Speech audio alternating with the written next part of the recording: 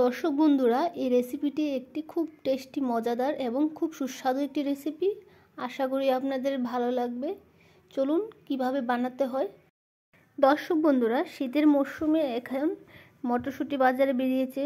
সকলেই মটরশুঁটি খেতে ভালো লাগে। তার জন্য আমিও এখানে মটরশুঁটি আজকে বানিয়ে দেখাবো কিভাবে মটরশুঁটি বানাতে হয়। তার জন্য আমি এখানে পেঁয়াজ, রসুন, আদা আর কাঁচামরিচ এখানে গ্রাইন্ড করে নেব। অপর পাশে এখানে আমি একটা কড়াই বসিয়ে নিয়েছি। তারপর এখানে কড়াইতে আমি কিছু অল্প পরিমাণে তেল দিয়ে এখানে তেজপাতা দিয়ে ভালো করে একটু গরম করে নেব। দেখুন মোটামুটি গরম হয়ে আসছে। এখানে অপর পাশে আমি কুচি করা পেঁয়াজগুলো দিয়ে নেব, দিয়ে একটু হালকা করে নেড়ে নিচ্ছি। তারপর এখানে আমি জিরা দিয়ে দেব, জিরাটাকে একটু আস্ত এখানে দিয়ে দেব। দেখুন জিরাটাও লাল হয়ে আসছে।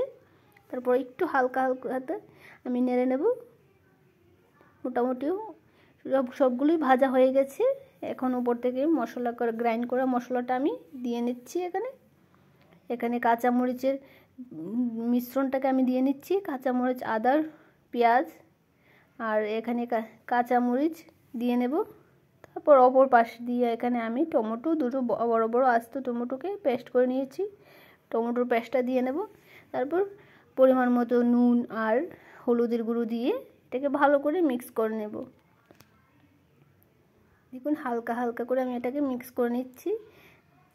এখানে উপর থেকে আমি ধনিয়া দিয়ে দেব, ধনিয়া পাউডারটা দিয়ে তারপর আমি এখানে শুধু ধনিয়ার গুঁড়োটা ব্যবহার করলাম গুঁড়ো মশলার ভিতর। এখন আমি এটাকে ভালো করে নেড়ে নেব। এখানে কাঁচা ভাবটা দূর হয়ে যাবে, তার জন্য এখানে আমি উপর থেকে ঢাকনাটা দিয়ে নিয়েছি। দেখুন মশলাটা কি সুন্দর হালকা করে করে নেড়ে দেখাচ্ছি। মশলাটা প্রায় সেদ্ধ হয়ে গেছে, সুন্দর একটা স্মেলও বেরিয়েছে। দেখুন মশলাটা ভাজা হয়ে গেছে। এখন আমি উপর থেকে আলুগুলো দিয়ে নেব। এখানে আমি বড় আস্ত আলু এখানে দুটো কেটে নিয়ে গেছি। এখানে ভালো করে আমি নেড়ে দেব। এখন আমি মটরশুঁটিটা দিয়ে নেব। মটরশুঁটিটা দিয়ে তারপর আমি এটাকে ভালো করে নেড়ে নেব। দেখুন হালকা হালকা করে আমি নেড়ে নিচ্ছি।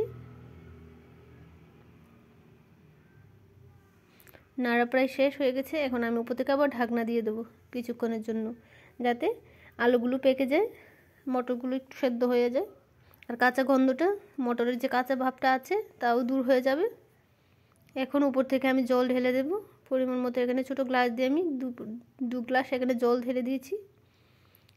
দেখুন এখানে উপর থেকে আমি গরম মশলা দিয়ে নিয়েছি। গরম মশলাটা দিয়ে তারপর আমি ঢেকে নেব। দেখুন হয়ে গেছে আমার রেসিপিটি। ঢাকনা দিয়ে নিচ্ছি। যদি আপনাদের ভালো লাগে তাহলে লাইক, কমেন্ট, শেয়ার এবং সাবস্ক্রাইব করে দেবেন।